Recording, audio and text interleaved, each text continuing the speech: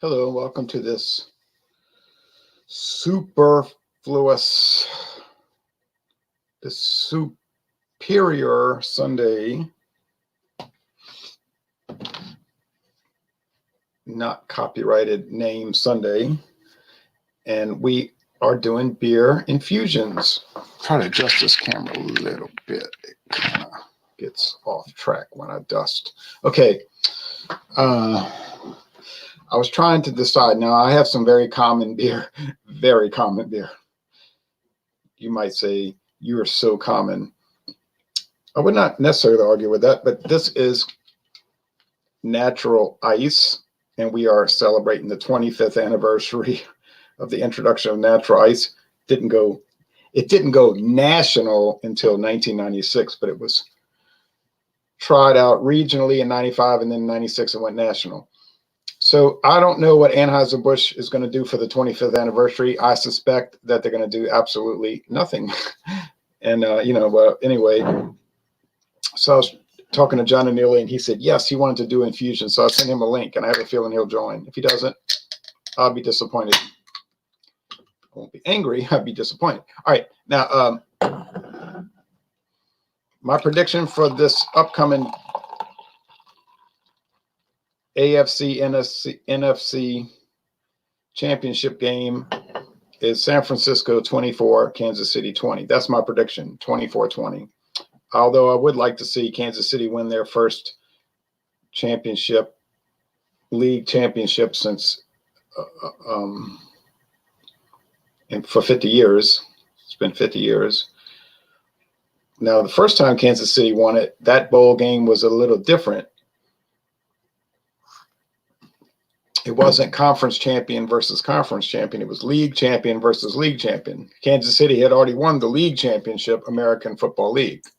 It's a separate league from the National Football League. And the Minnesota Vikings had won that championship. So the Minnesota Vikings were already NFL champions. They had already played for the NFL championship. They were playing for the World Championship. But then the next year, 1970, this is 2020, 50 years ago, they merged and became one league. The NFL absorbed the AFL. Now, people might have said, oh, the NFL bought out the AFL. The quality went down. Now, I don't know if the quality went down. The popularity of the leagues went up. John and Neely, hello, welcome from Georgia. Hello. I'm sorry, I didn't realize you were live yet. I'll be right back. I got to go grab my infusion. No problem. So some people don't realize that the first four games, actually the first two were not called what they're called today. It was called the American Football League / National Football League World Championship game.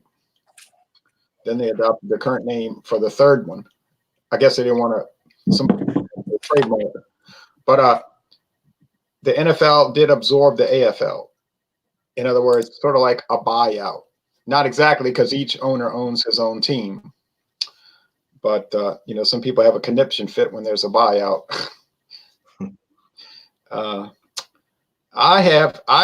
was thinking, when I had a little trouble with my camera, like every time I put this memory card back in it, it keeps wanting to say, you inserted it wrong, and I kept doing it. It's driving me nuts.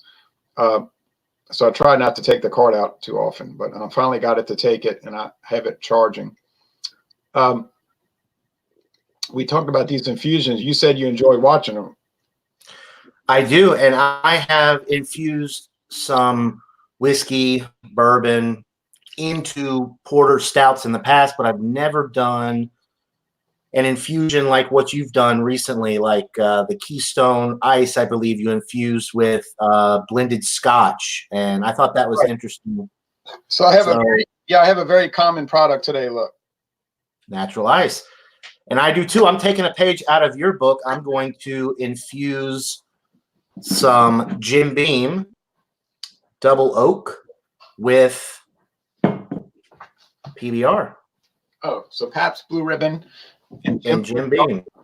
I've never had the double oak, but it's on my to try list. But as you know, it is very similar to the black. If you've ever had that, I've never had that. as you know, my backlog, my back stock is a little overdone right now. So, Right. Yeah. so I was trying to decide. I was thinking maybe I could do the Castillo Gold. I have never done a gold rum beer infusion. Okay. That could be interesting. But then I said, well, I recently did I haven't posted it yet, but I did a solo review of this. Corbel. Ooh, brandy. All right. And it's very spicy. It's been on the market since 1889. And I thought this could be a good choice. But then I thought, you know what? Almost, now I'm not trying to be cute or like silly, but I thought I'm almost at the end of this one. And this might be really wild. So I said, what about? Ooh. Now, I don't know. This probably has the least, it might have the most interest, but it's probably got the least chance of like success. I don't know though. You see these beers a lot. These lighter lagers, especially your Mexican lagers with the actual chili pepper in the bottom of the beer. So the spice from that might complement a lager or an ice beer like that. So you're saying that you think Southern Comfort and Tabasco collaboration dumped into this natural ice might work? I think so. Yeah, it'd be like a Mexican cerveza with chili pepper in it. All right. Well, I'm going to try it, and you can. Yeah, I usually drink beers, Robert de Los Santos, but I do drink. I taste mostly. I make comments. I don't really drink whiskey, but I do so many taste challenges that I do practically drink it. Right. So here I go. So, yeah. I'm going to dump it. I'm going to go ahead and pour this in first, and then obviously put the beer on top of it. The only Jim Beams I've ever tried is the Jim Beam original, and I tried that repeal batch, but I haven't never tried another other Jim Beam. And I had Beams 8-star, but that's not straight bourbon. So I'm gonna. All right, so that's about a shot's worth in the bottom, and you're going on here. Yeah, you're putting the beer in the bourbon. Interesting. Okay. Well, if you put that way it kind of mixes the bourbon on the bottom, pour the beer on top, it infuses it without having to, stir it in there. Didn't really change the appearance of it very much. Just looks like a regular old PBR in a glass there. Definitely changed the aroma, though. Holy cow. Whew. I got to say, it smells pretty good, though. Getting the nice PBR notes, the barley malt, the breadiness, and then you get the woody, oaky, you get that good bourbon wood character on the aroma now. It actually smells pretty good. I didn't know what to expect with this because the PBR and these lager beers, ales, whatever, your ice beers, your lagers, your ales, they're a lot lighter in body than porter stouts, things that are typically barrel aged. So the bourbon notes are coming through a lot on the aroma with this. Oh yeah, it's really coming through because PBR is so light. Yeah. Right. It smells good. Do you want me to go ahead and go in for it, or do you want to? Yeah, that's why I put you on showcase. Okay, well, that's what I didn't know if maybe you had to walk away for a minute. So yeah. Anyway, I was rinsing off the fork. I was rinsing off the fork that I mixed it with, and then I'll put the rest in the fridge. Okay.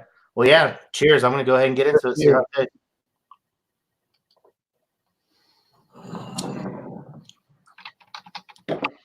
That's pretty dang tasty. PBR, white PBR, you'd like this because it's PBR. It's like PBR extra now, which I can't get. So I'm drinking PBR extra. The barley malt's coming through, the nice white bread notes in the middle of the sip. The hop bitterness is coming through on the finish to balance it out. And then you get the oaky, woody, little caramel from the bourbon, and it's not too much. I thought maybe because PBR is a light lager, relatively speaking, if you're used to Bud Light, I guess it's not a light lager. It's a little heavier than that, but it's a light lager in relative terms compared to other beers. And I think it does. I think it's pretty dang tasty with the Jim Beam double oak in there. It's not boozy. It's still a relatively light product.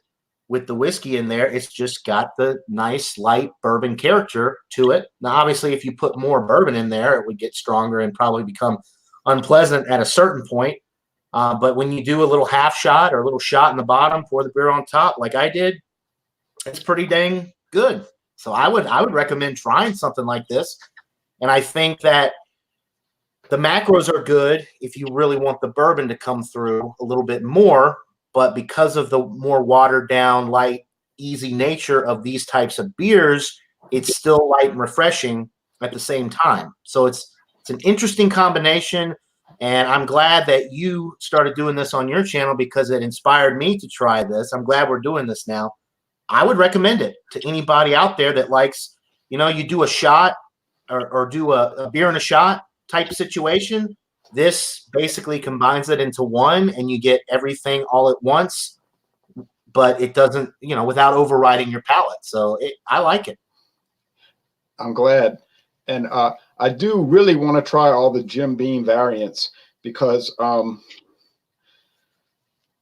was pleased with the regular Jim Beam, although that's some people rip on it, say it's too bland or whatever. But I didn't have much experience with bourbon, actually. So I said, let me try, you know, one of the icons.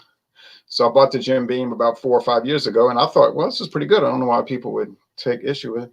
But of course, I was realizing that there are a lot more expensive products.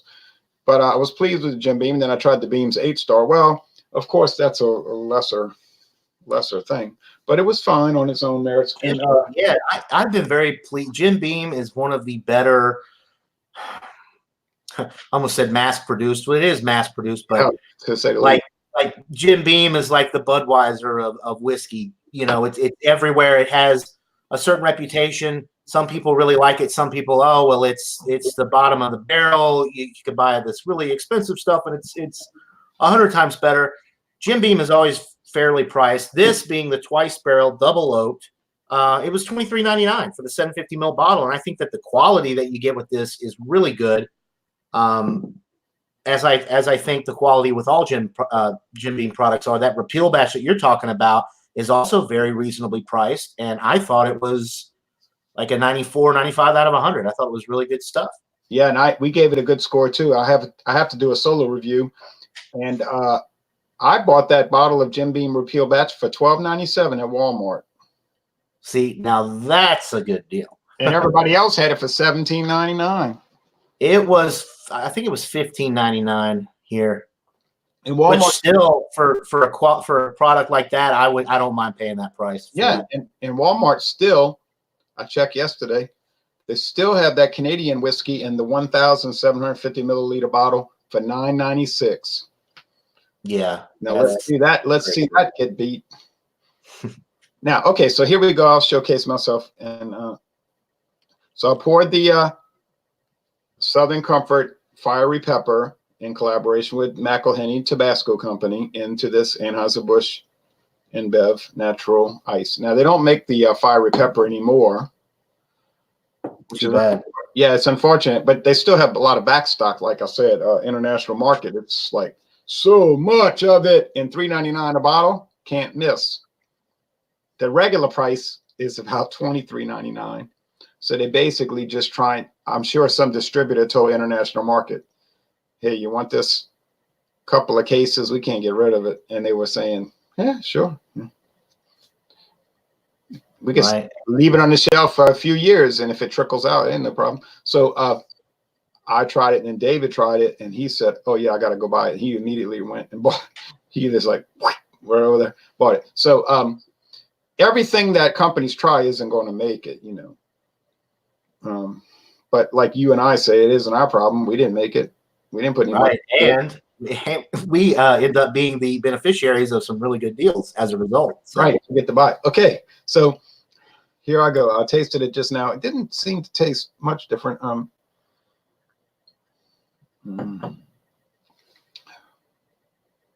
Okay. Thing you'll notice about the Fiery Pepper, Southern Comfort Fiery Pepper, and I have to let people know I've never tried regular Southern Comfort. I've never tried the 80 proof Southern Comfort. I've never tried the 100 proof Southern Comfort. There's 3 variants made right now. at least that they talk about on the website. You know how that goes. So I don't know what it's going to taste like, but I would assume that Southern Comfort is sweet, sugary, and herbal. Yes, very caramel, sweet. I've had the regular Southern Comfort. It is, and you may have already mentioned this, but it's a flavored liqueur. It's not. People think whiskey when they think of Southern Comfort, but that's really not the case. It's a flavored liqueur, and it is very sweet. So the spice from the Tabasco probably kind of adds a little bit to the Southern Comfort, because honestly, I think it's a little too sweet for my personal tasting preferences. Okay. Yeah, the Southern Comfort main line is a whiskey liqueur made with spirit whiskey. It's 70 proof. 70 proof. The next one up is 80 proof, and then the top of the line is 100 proof. This one is 70. But when you taste it, it tastes vegetable, like almost like an adjunct whiskey. No. It tastes like almost like tomato soup with a green bean in it. Oh, or was it like a Bloody Mary? Oh, like a Bloody Mary cocktail, yeah. Yeah, but it's sugary, so it has that. So here you have the beer. Natural Light is very mild. Natural Ice, I meant to say. Very mild. But now we have the sugary underbody, some of the herbal qualities, and you'll never find out what herbs they use because they're not going to tell you. Same thing with Jägermeister. They're going to tell you we use a bunch. Right. But they're not going to tell you what they are. Although you can kind of guess. You probably get it right. With this, you can pick up various spices. And of course, we know what Tabasco is. It's Tabasco peppers and vinegar. And it's a wonderful product. I tried this Valentina hot sauce from Mexico. It's very good, and I like it. And I've been enjoying using it. But it's no Tabasco. Sorry, Mexico. No, yeah, Tabasco's one of my favorites. Although it's aged in those wooden barrels too, so it complements whiskey, wooden barrels, and then you have the Tabasco wooden barrels. It's kind of interesting. Yeah, so Tabasco's cured in those kind of like whiskey barrels, and they do get the peppers from Yucatan Peninsula in Mexico. But yeah, this. And if you want to try a knockoff brand, try the Louisiana brand hot sauce, because what happened was there was a guy that worked for Tabasco. Something happened. I don't know what. I guess he got fired, but he knew in his mind what it was made with. So he went off, started his own company. And then voila, here's Louisiana brand hot sauce. Tastes suspiciously exactly like Tabasco. Kind of like St. Bernardus Abbot 12 and West Voltairean 12. Right, except one is impossible to find and a lot more money. Yeah. So this one is really nice. I'm not going to sit up here talking about how spectacular it is, but it made a nice compliment. If you were saying, Natural Ice, it's so bland and ho-hum, why the heck would I want to buy that? Well, $17.99 a 30-pack might be one reason you want to buy it. But this adds a little kick to it, and we're not going to make it real boozy or anything. I was so disappointed earlier on Stout Sunday. You noticed that with the Irish Bayou. Right. The name as long as a paragraph. Stout. Well, interestingly enough, or from my opinion, when you have these dark beers, bourbon, a lot of times it's very strong, and single malt Scotch as well. When you start aging stuff in Irish or Canadian whiskey barrels, you don't really get a lot of flavor from the barrel aging. Irish whiskey, Jameson, you've had Jameson, I've had Jameson. Jameson is a very smooth but very mild, not a lot of character that would necessarily translate to a heavy beer like a porter or a stout. So I think bourbon and Scotch are really the go-tos, and they are normally when you bourbon or when you barrel age a beer, most of them are bourbon. The rest of them seem to be Scotch.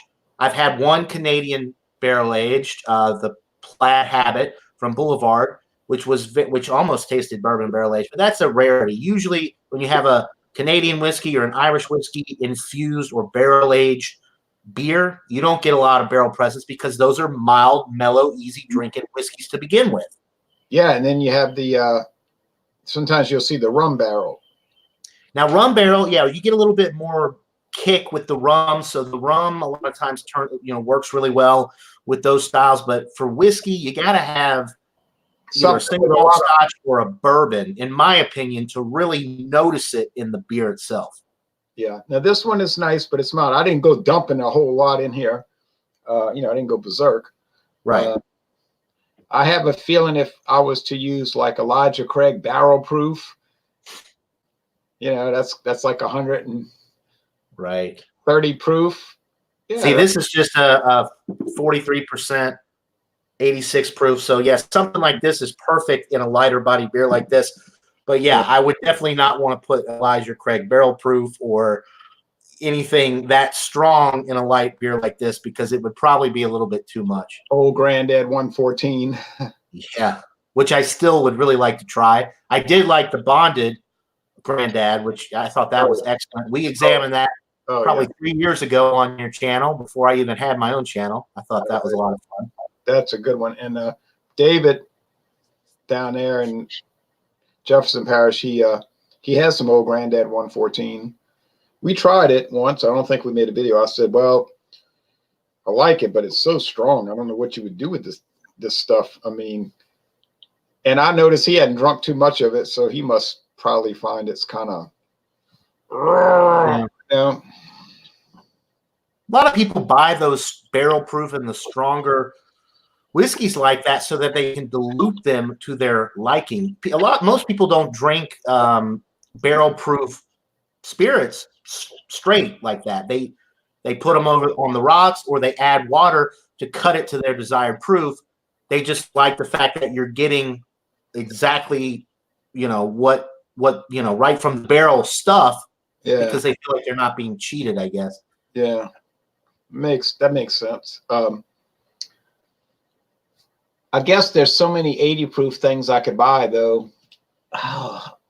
It seemed like it'll be a million years from now before I ever buy high proof products. I mean, I bought this Corbel brandy. How often do I do brandy videos? Very rarely, because most people don't care to hear about it. And I'm just being honest. I did a lot of brandy videos, and the main comment I got from people was, "Oh yeah, I had that. Hey, when are you going to do some whiskey videos?" I was like, kind of fighting against it's like I give up. But hey, if you ever want to get back into the brandy examinations, I like brandy almost as much as I like bourbon. So I'm not opposed to it at all. And like I said, the Christian Brothers, which you actually turned me on to, was probably my favorite brandy. The Christian Brothers line in general is amazing, but and it's one of the only bonded. I'm sure there's probably a few out there, but you don't think of bottled and bond and brandy. You think of whiskey, bourbon, but you don't think of brandy when you think of bottled and bond. But you did the Christian Brothers bonded. Yes, well, we did that on your channel and Nation, and I bought it. Of course, I reviewed it, I think, as well. But yeah, that's one of my favorite, if not my favorite brandy. Yeah, the Sacred Bond. Yeah. Yes, the Sacred Bond. That's one of it. Now they claim that was the first ever bonded brandy, but they didn't realize I was on the internet looking at stuff. I'm just joking. But I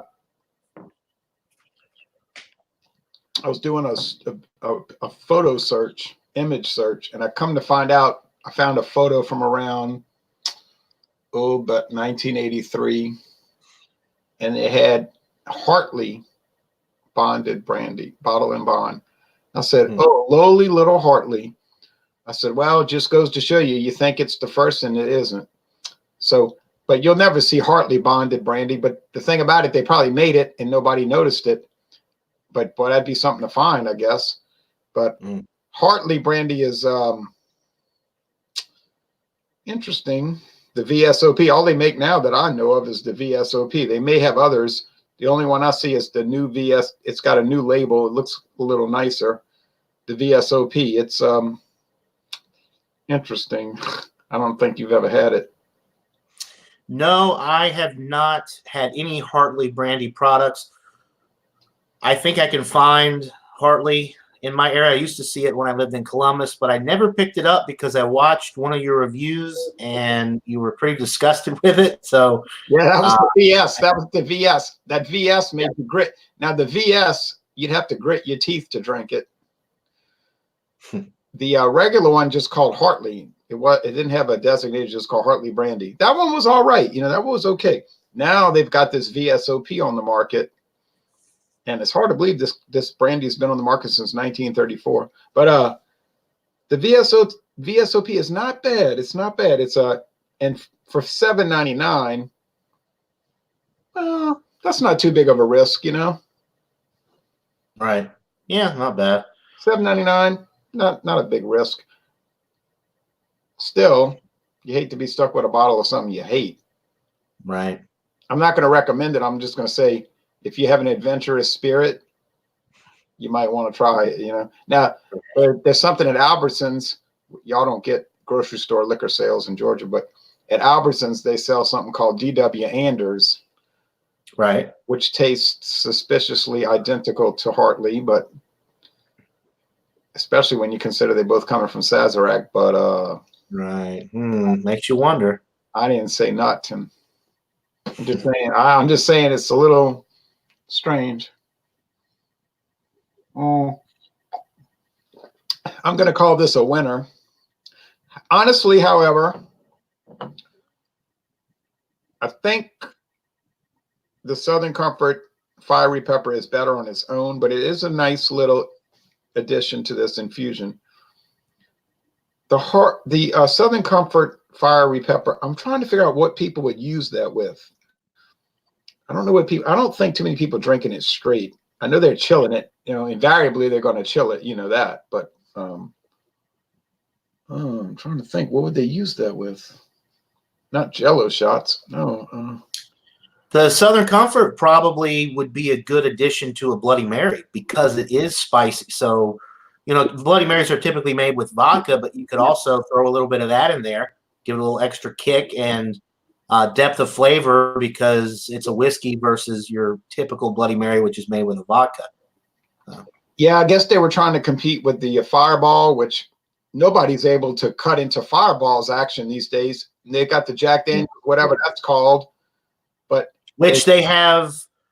Didn't they either they discontinued that one or maybe the Jim Beam one? Jim Beam also had a cinnamon whiskey for a while. If they maybe they discontinued that one. One of the two, I'm pretty sure, was discontinued. Oh yeah, I tried the Jack Daniels version, and I said, "What is this?" And the man said, "Well, they take Jack Daniels and they soak it in Red Hots, you know, the candy."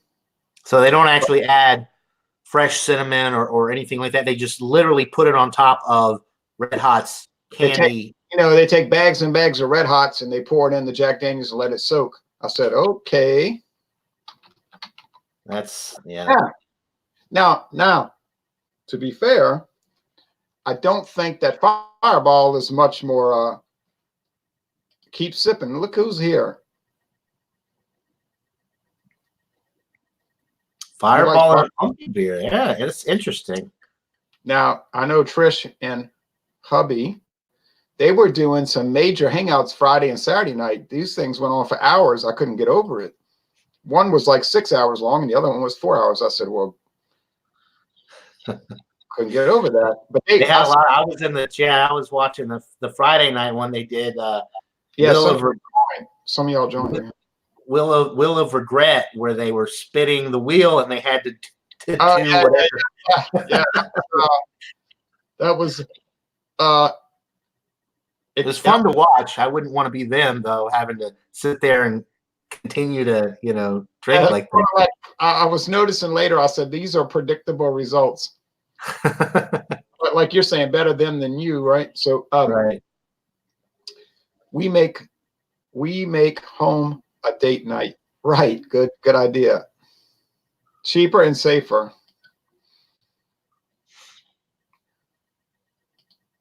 cheaper and safer. But let's see what they're saying about. But I don't think the Fireball is too gourmet. You know what I mean? But it's so popular. Fireball is arguably the second best-selling whiskey in America. If you call it a whiskey, it really isn't. It's a liqueur. It's 70 proof. But all they're doing is taking Canadian whiskey, and I'm sure it's not the most expensive, and they're mixing it with peppery candy-like products. In other words, Red Hots. And people go wild for that. And if you look at the Fireball website, it explains it very clearly. Canadian whiskey. And it was invented in Canada. Apparently, Fireball was invented in Canada in 1984. I did not know it was a Canadian brand. I didn't realize that. You weren't drinking whiskey in 1984. And no, I was not. I wasn't born. And from what I understand, when it first came out, no one paid any mind to it at all. It did nothing, you know. And I guess the company that had it was so poor. And then here comes Sazerac, and they said, oh, yeah, we'd like to buy this product from you. And I'm sure the owner said, what do you mean? Well, here's what we're going to pay you. Oh, you got it. You got it. So, and they probably paid a low amount. And now look at it. Everywhere you turn, to your left, Fireball. To your right, Fireball. Looking ahead, Fireball. Turn around, look behind you, Fireball. When I go to Walmart here, it's almost like the store has been renamed Fireball, not Walmart. It's crazy. You know, it is absolutely crazy. And I've never tried it in my life. Right. I wouldn't know what to think. So Trish asks, before that comment was asking what we were doing. I guess you missed the beginning. So here we go. Yeah. We're just, I put a shot in the bottom of the glass and then poured the beer on top of it. Ron, I think, did it the opposite way and then stirred it in. But we're just taking regular beer and infusing it with whatever liquor we want to see how it tastes. Right. And anybody's welcome to join. This is not an exclusive thing. Anybody can join. So it doesn't have to be whiskey. I mean, it could have been, rum, brandy, vodka, whatever. Gin. No Joe Biden's dentures. I have not had the 40th anniversary ale. If I could buy a single, I would have already tried it, but I can only find it in the 12 packs here, and I don't want to splurge. I think it's like $17.99 here for the 12 pack. Oh, golly. No, Trish, we're not just talking about the topic. We're experimenting with the topic. Yeah, I like Colt 45. I have some in my fridge, actually, for Wild Card Wednesday. Whoops, I wasn't supposed to say that. Never mind. I got something coming up for Wild Card. I have some Irish cream. I wonder if I have a beer to mix in. Well, sure. Get on the internet, join up, and you can do it. We're open-minded to an extent. You should definitely do that, Trish. I'm watching the pregame show for Super Bowl. Yeah, I probably started at 5:30 this morning. I'm sure it started at like 8 o'clock this morning. They're capitalizing on that big time. I'm sure. Man, talk about championship exhaustion. I can't deal with that. You know what I do for the Super Bowl? I'm just telling you what I do, folks. Literally seconds before the kickoff, I turn it on. Yeah. I can't tolerate all that flim-flam, but anyway, that's me, you know. I hear you. Yeah, I turn it on sometimes like an hour before to just kind of catch up on any updates or whatever. And then the halftime show now is like an hour and a half. I don't even watch the halftime show. The Super Bowl, they have no regard for people that might live in New York City or Charlotte, North Carolina that have to work the next day. You know, these people cannot, they say, oh, go to a Super Bowl party. Let's assume they have to drive an hour away to a Super Bowl party. The doggone thing's going to drag on till 9 o'clock, 9:30. Now they got to drive back home. You know, they might have been drinking at the party. So there's that risk involved. And I'm not saying anybody should drink and drive. They shouldn't. Then they got to go to sleep. You know, you're all wound up because you went. It's like, no, you know, these people, they have to work the next day. When I was growing up, the Super Bowl used to come on at 2 in the afternoon. So on the West Coast, that was noon. Well, that's fine. You're in California. You can go turn on at lunchtime, noon. On the East Coast, 1 o'clock in the afternoon. Well, the latest it's going to run is 5 in the evening for the East Coast people. Then everybody can settle down, go to work the next day. So I find it's really unfair that the NFL is putting that on people. But that's my only rant. so far. I think they should change the Super Bowl to Saturday, like they do with some of the playoff games. That way, everybody can do whatever the heck they want, and most people don't work on Sunday. So I think that would be better. Oh, Super Bowl Saturday, yeah. Yeah, I think they should do it on Saturday, like they do with some of the playoff games, the wild card Saturday games. The first 2 weeks of playoffs are on Saturday, or a lot of them are. So, and then that's a problem because they start so late. Yeah, when I was in high school, the playoffs Saturday and Sunday. Well, the wild card only was on Sunday. They had less teams, which was better. But now the games start at 3:45 in the afternoon or 4:45 Eastern.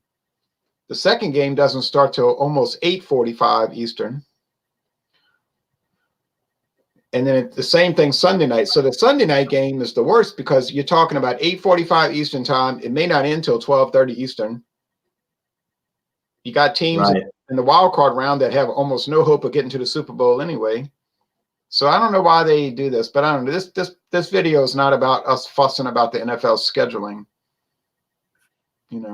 But I agree with Super Bowl Saturday. Great idea, says Ronnie. Yes. All right, now I'm on the Jack Daniel's website, and it says our products. So let's click on that, and we know how that works.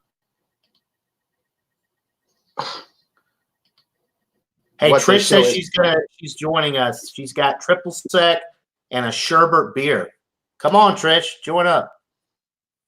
But at this point, and she knows she has to link because I put it on doggone Beer Talk, International Beer Review Guild. Yeah, she's got the link. Let's see what they're showing on there. Can you see this screen share yet? I can. There we go. We got Old Number 7, Tennessee Apple, Tennessee Rye, Single Barrel, Gentleman Jack, Tennessee Honey. Oh, okay. Okay. Here we go. See it? Tennessee Fire. Yeah, okay. And I was at the distillery 3 years ago, and I said, how do you make this? And the man said, we take Jack Daniels and we dump a bunch of Red Hots in it and let it set. I said, fabulous. It's interesting, though, because I'm pretty sure they don't mention anything about that on the label. Like if it was like the Southern Comfort with the Tabasco, it clearly says Tabasco and it's got their logo on there. It just says cinnamon spice Tennessee Fire. So if they truly are aging it on Red Hots, they should probably put it somewhere on the bottle. Unless they're using knockoff. Yeah. Let me mute myself. I'm going to mute myself. Hold on. All right. But that's interesting that I'm kind of surprised they actually admitted that on the tour that Ron went on, that they age it on top of the Red Hots. Yeah, Joe Biden, they do have a ton of the variations. One of my favorites, and I wish I had, I might have to buy another bottle and do a review, but they have a Jack Daniel's Rye variant that I thought was really good, had a ton of character, a lot of spice to it. I thought it was really enjoyable, very bold. The NFL, yes, in Man 40, the NFL was considering adding an extra game to the season. I don't know about pushing the Super Bowl back, but they were, to President's Day weekend, they were talking about adding another game, and the NFL players were, very upset about that and protesting because they're talking about, player health and all this. You add an extra game, it's going to really put the players in jeopardy. They said that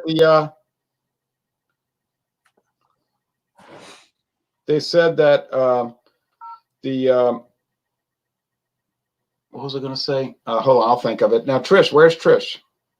She says she is signing in on the computer now.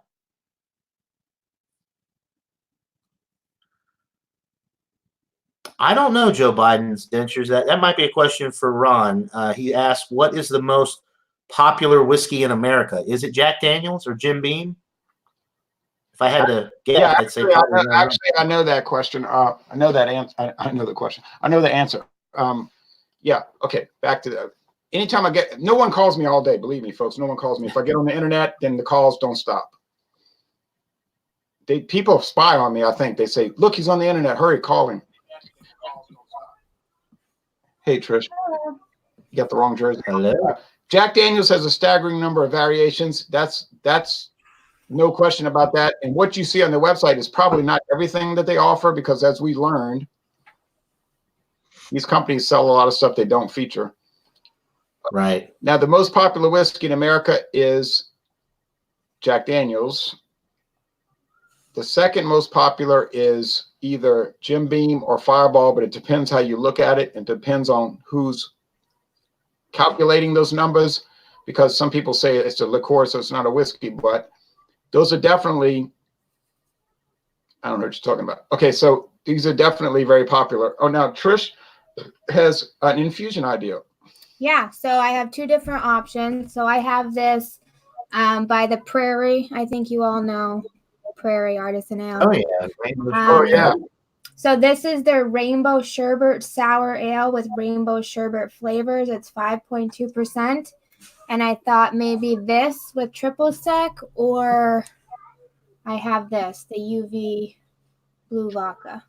Oh. Yes, I'm familiar with that, UV.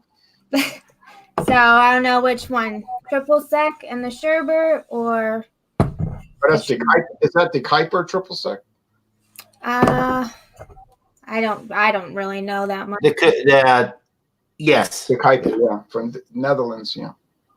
So Trish, I would say now the vodka, is it flavored, the UB Blue, or is that straight vodka? Raspberry. Ooh. What's the proof now? Probably 7. I vote triple sec because everybody knows I've had triple sec. Most people know what triple it doesn't sec is. say the proof on this bottle. It'll say it. It'll be Oh somewhere. yeah, 30%. It's very, very tiny. I personally think the triple sec will really bring it. I think for a sherbet, the orange, I think that would pair well. Okay. All right. So I pour the liquor first. Do I do it like in a little, like a? Not really saying put the liquor in first and then pour the beer on. I say put a little shot in the bottom of a regular glass and pour the whole beer on top of it. That way you've got the whole beer is infused with the liqueur. Use a big. And just put like a shot or a half shot. You don't want to put too much. I've never done this before, so. That's good. That's good. That's good. That's a lot. We just started. I'm an amateur over here. We don't have any experience, hardly. So this is a cool idea. All right, so just pour it on. Yeah. With my coffee in the morning, I just pour the coffee on top of the cream and the sugar, and there we go. Yeah, the Boilermaker. Yeah, that's basically it. Joe Biden's dentures. Yeah, the Boilermaker. More or less. So I have had the sherbet beer or the sherbet sour, and it is spot on with sherbet flavors. So I'm interested too. You kind of have flavor on flavor.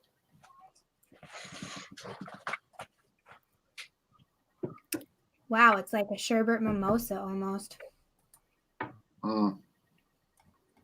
When my daughter was 12 years old, they used to give her mimosas at the restaurant when we would go out for Easter and Christmas dinner. They never asked for a card.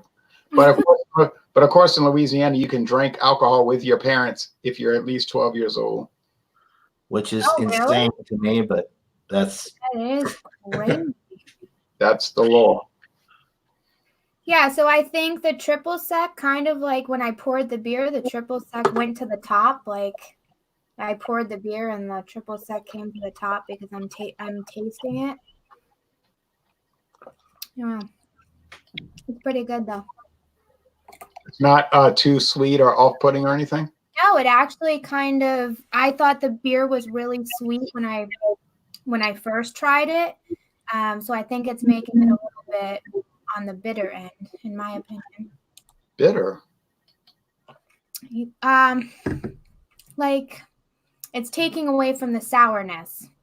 I don't know how to explain it. Like this is a sour beer, and the sherbet was very sour and tangy to me, and it's kind of evening it out. If that makes Kind sense. of a balancing act. Balancing. That's the word I'm looking for. Yeah, I like it.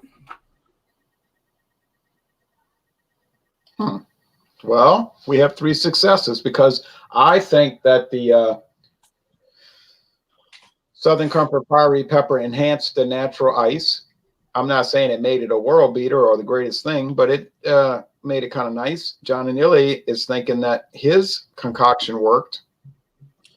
It definitely worked. I probably wouldn't do too many of them in a row like that with a little infusion because PBR, it adds a different depth of flavor. But for somebody who just wants a regular old beer, which 9 times out of 10, if you're buying PBR in the first place, you're not looking to really fancy it up too much. You're just looking to drink it.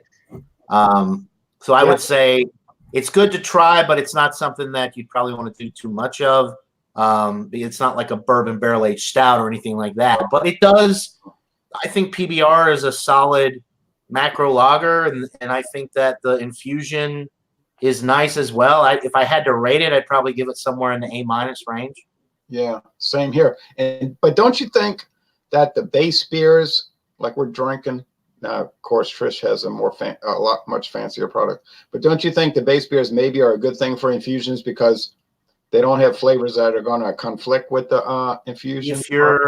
Yes, I think if you're looking to kind of get the best of both worlds, then maybe do something like this. You get all the beer flavor of the PBR, and you get, because PBR is such a light lager to begin with, the bourbon notes really come through a lot more than they would in a lot of your darker beers, your porters, your stouts that are barrel aged, because they're so dark and roasty already that a lot of times you don't necessarily get all of those barrel notes. But when you do something like this, you definitely do. Yeah. Oh, so it kind of brings out things.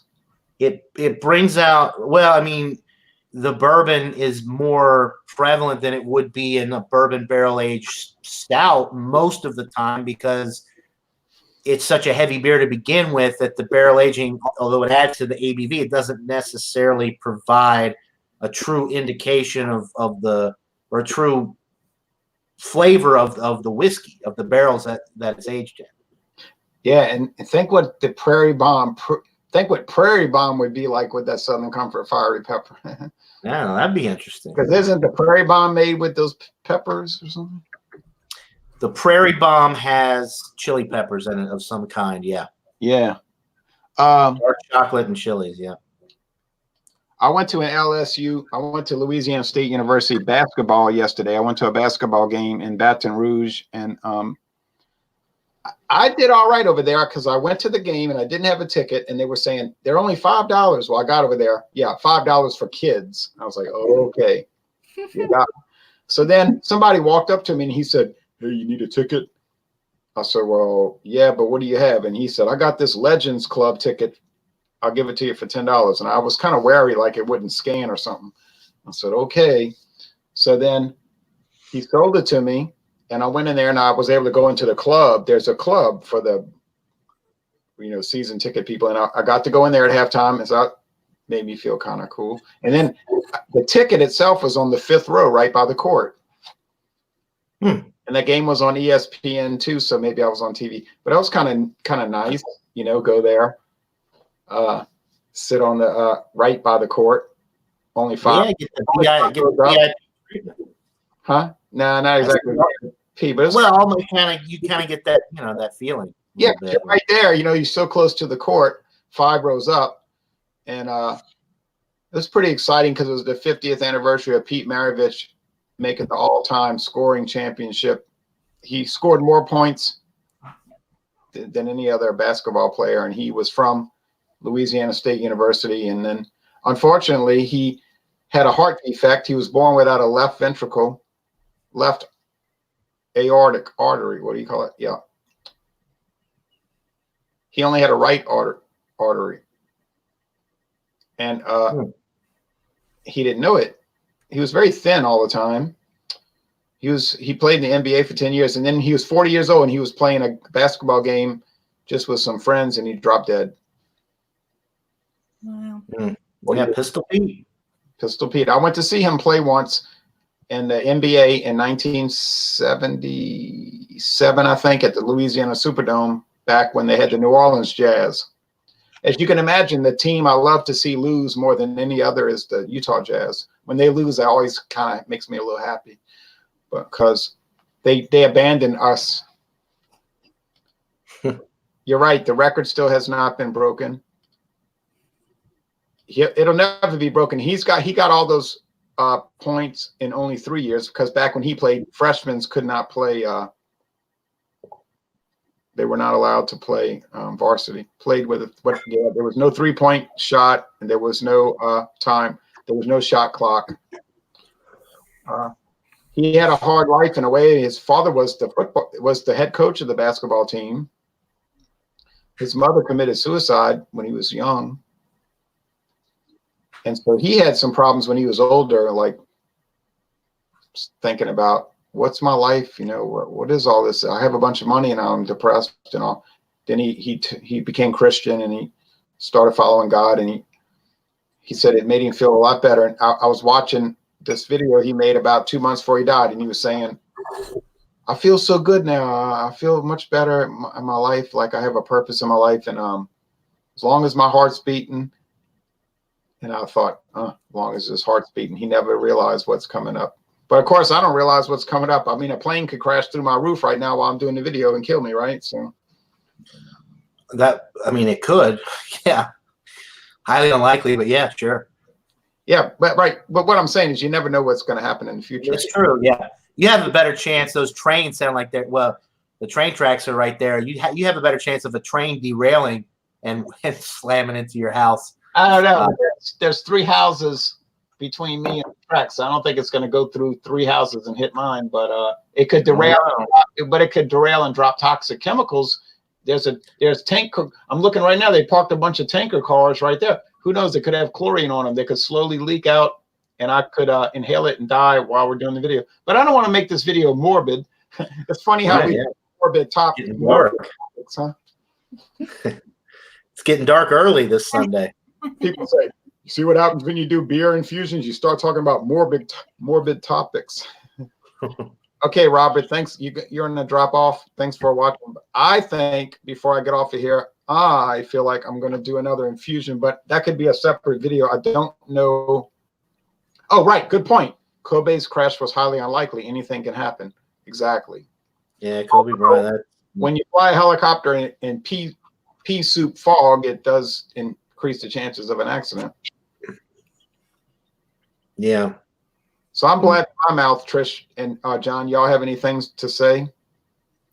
No, this is a pretty cool idea though. I've done like an infusion before. I took dragon's milk and fireball. I actually think it's a thing. It's called like a slutty pumpkin or a dirty pumpkin, and that was pretty delicious. But I would never think to not do a non-dark beer. Like when you guys said infusions, I was thinking, oh, I don't have a stout and I have this. And then I was kind of looking. So I think this is a cool little concoction. Now, the pumpkin one, isn't that the same one where you do the cinnamon sugar rim around the glass, or is that something different? So any pumpkin beer, I do the cinnamon sugar. But yeah, I enjoy that. Like my husband, he doesn't like that. He doesn't like all the cinnamon and sugar, but I do.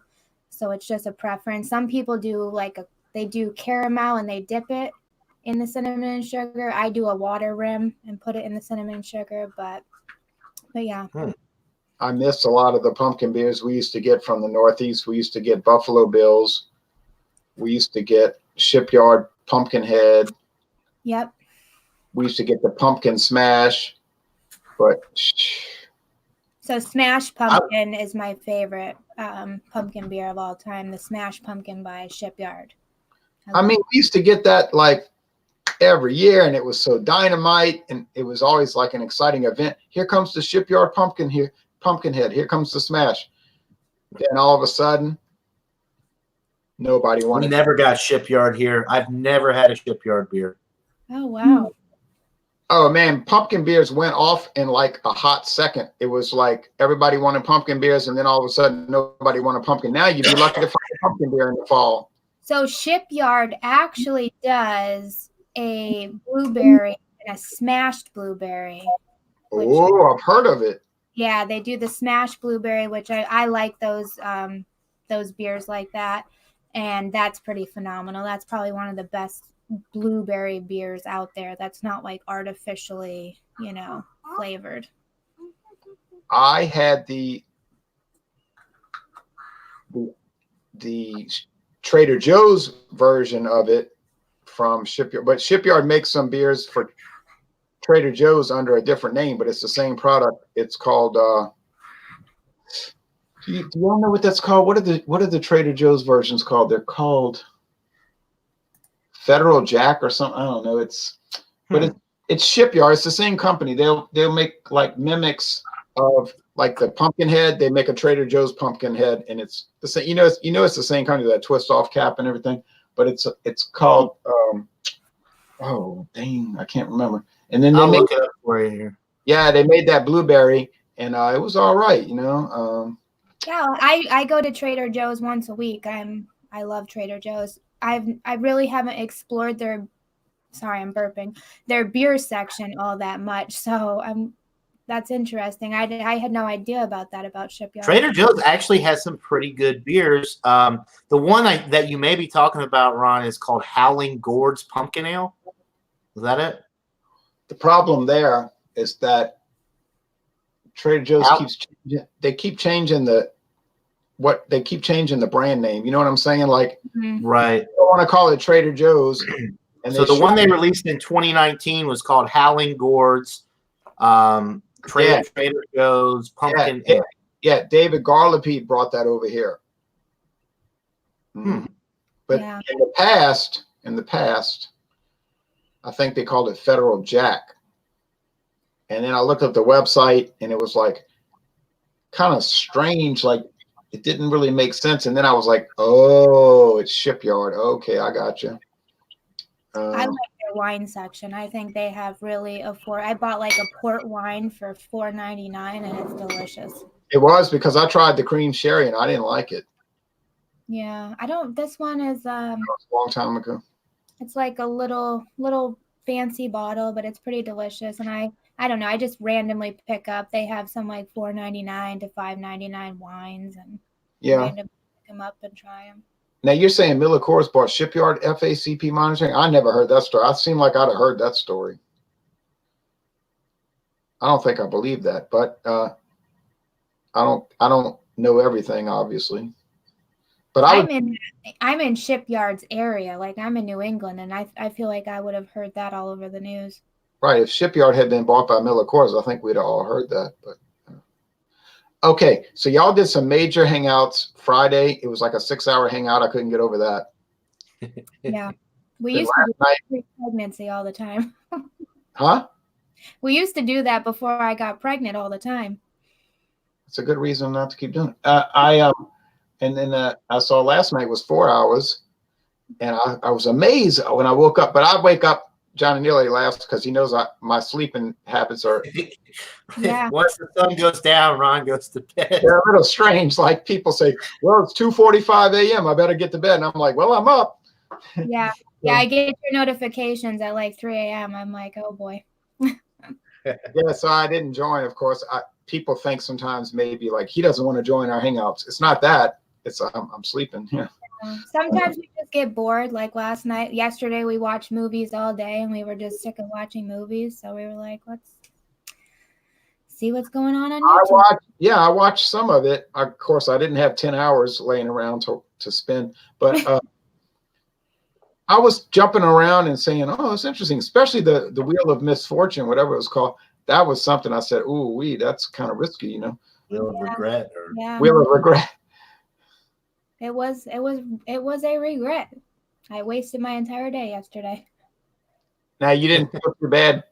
You didn't feel too bad after you did the Wheel of Regret, huh? No, it's you're tired, your body. I'm not a big person, so my body was just tired and dehydrated, but it wasn't bad.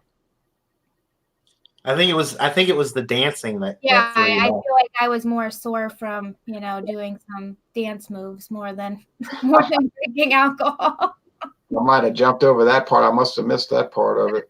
Uh, But in a 6-hour video, you can understand I might miss it. oh yeah, no, I think we left that one up, so it must have been well behaved if it's still up. So Somebody's talking about Kennebunkport, Maine. I've been to Kennebunkport. We drove all the way from Louisiana to Maine a couple of times, and one thing I noticed about Maine, well, there's an ocean next to it, but there's so many outlet stores. mm-hmm. It's like, wow, people go to Maine to shop. I mean, I couldn't get over that. It's just down the highway, just an outlet store, an outlet store. Oh, let's go to the outlet store and buy a bunch of stuff. Is that like a thing in New England, or was it years ago? I don't know.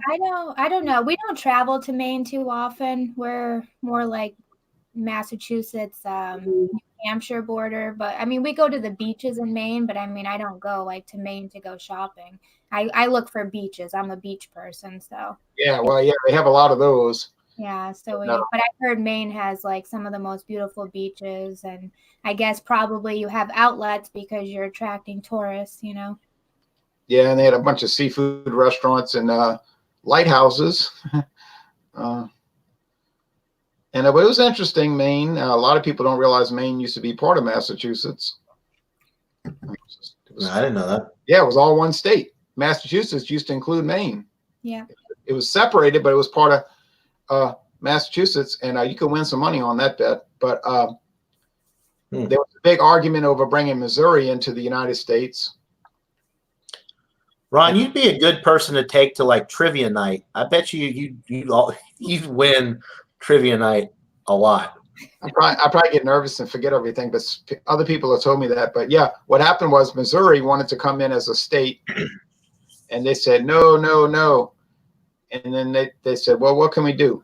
Oh, they compromised. All right, we'll bring in Missouri, and then, well, first we'll bring in Maine. We'll detach Maine from Massachusetts, and the Massachusetts people said, okay, they didn't really want it.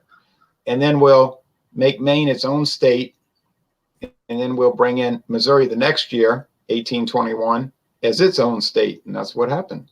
It's called the Missouri Compromise. There's more to it. There's more to it than that, but that was part of it. Maine has excellent pubs. My father had home there, so I visit several times a year. Okay. It's been years since I drove to Maine. It's been 20 years since I drove to Maine. We went all the way to Nova Scotia. We drove from Louisiana. That's right. We drove from Louisiana. We went to Maine.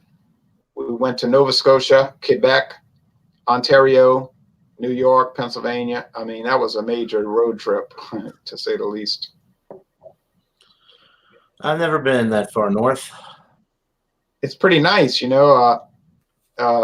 North don't, Carolina. it was fun, I mean, it was cool. I mean, Canada it's like a whole different country, which makes sense because it is a whole different country. And I toured the Parliament, went to the Parliament of Canada, and they took us on a tour, and we got to watch the changing of the guard. Just like in England, they have the changing of the guard with those red coats and the big bearskin caps. Mm-hmm. Yeah, they do that in Canada too. Yep, with bagpipes and everything. Sure do. We actually didn't grow up. We didn't grow up in Massachusetts. We're originally from Northeast Pennsylvania, so we came. We came to Massachusetts in 2007. My husband's job brought us out here, and we fell in love with it. So we actually kind of grew up in the country, and now live in the suburbs. But I've been to Northeast Pennsylvania. I went to a town one time on US Highway 11 called Hop Bottom. Oh yeah, so right around that area, yeah. Have you heard of Hop Bottom? Yeah. So It's a fun name for a. Yeah, they have there was like a pub there, and they used to do like 10-cent wing night and stuff like that. So yeah, exactly in that area is kind of where we grew up. We were driving through there, and we stopped in Hop Bottom, and went to this little tavern and got something to eat. And in fact, what I had was baked chicken with some potatoes and all, and I drank Genesee beer. It was the first time I had Genesee beer, and it really paired well with that baked chicken with the black pepper on it. And The regular Genesee or Genesee cream? yeah, regular Genesee. Okay. This was about 1997. It was 97, and you know, when you were only 20. I was 10 in 1990. I was 10. Yeah, that's right. Trish and I are the same. We're the same age. I was just throwing out some fire, but I just look like I'm 40, I was just but I'm not. I was just being bad. I was just being bad. I used to do that to my high school students. I'd tell them, remember back in 1980 when you were like 11? They were like, what? I wasn't even born till. Say, oh, you don't remember that? But yeah, it was a really good meal. And then I got the Genesee beer, and I thought to myself, Genesee beer, I might have to look into this. And Was then it draft or can or bottle? no, it was a 12-ounce bottle. 12-ounce bottle. Never heard of it before. Oh, of course, I heard of it since. And then we were driving up Highway 11 because Highway 11 starts in New Orleans and it goes all the way to Quebec. So that was our goal, to drive all the way up the highway and see all the towns. And it runs along the Appalachian Mountains. So that was quite an interesting trip, and I would like to redo it. Well, you know what? I'll tell you what. People might say, oh, I'm bored to death watching this video. And if you are, I'm sorry. I think you should be excited as heck.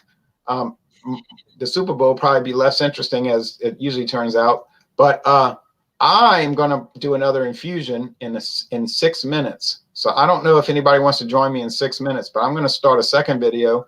And I'll hang out with, if you're going to start a new one. I'll do a different infusion. I've got a stout, and I'll do the single malt Scotch infusion. Oh, see, I only have the regular old beer, but I think I might try to do. I hate to use that Johnny Walker because it's such a jewel. I don't know. I got to think. Yeah, right. So I have my beer supply is low. I have a Natty Ice. That's what I've got. I have a Natty Ice. I have some Captain Morgan. I have. Ooh, there you go. Yeah. A rum beer, that would be good. Okay. You don't really want to do it with liqueur, I don't think. That might be a little too. Yeah, I'm just thinking what I haven't. I'm not a big liquor person, so I don't. Hey, I'll tell you what. I'll try to be fair, and I'm not going to go on because we've been on over an hour. I'm not going to go on for over an hour, but I'll tell you because I would like to watch a little bit of the Pelicans, New Orleans. If Zion Williamson was very exciting to watch the other night. I watched one of the games, since he came back, and he is probably the most exciting player to watch since LeBron James first entered the league. Yeah, and he's 19 years old. Exactly. I'll tell you what, I'll make a deal. If you bring that Captain Morgan spice rum, I know it's probably the spice rum, right? Yeah, it is. If you bring the Captain Morgan, I'll bring the natural ice, and I'll bring the Castillo gold rum. But it's not spice, but it's gold rum. So we'll be on in about 10 minutes or less if people are willing and able, and I'm sure they are. All right. So any last comments? Nope. This was kind of This cool. is fun. I love doing this stuff. We've become infusion freaks, baby. My husband, thank you to my husband. He is on kid duty, so I could actually join for one. So thank you. Yeah. And one day y'all will flip-flop, and then he'll be doing kid duty. Nah, he's not that interesting, Ron. Trish is more fun. Oh, I didn't know that. And then I'm just kidding. and then in about 10 years or 15 years, then the kids can join, and then because they'll be old enough, and then they'll do infusions. Who knows? Golly, I don't know. I don't know if the kids would think that. Well, they might enjoy that. I don't know. When they're older. Baby Jack is a Stout Sunday baby, so you never know. Baby Jack, that's right. Baby Jack was born on. Trish was kind enough to wait until Stout Sunday to have that baby. Now you see. Now, how old are the children? I have about to be 10-year-old and about to be 6-year-old and 5 months. So in about 12 years they'll be joining. All right. So 12 to 21 years. Okay, but that's for later. We're not talking about the 2040s right now. All right. I'll probably have a walker and say, what are y'all talking about? What's going on over here? And you'd be like, oh man, y'all need to call somebody. I hope it's not like that. I shouldn't even joke like that. That's wrong. All right. But I am kind of absent-minded already, and I'm only 51. All right. We'll be back soon, folks. All right.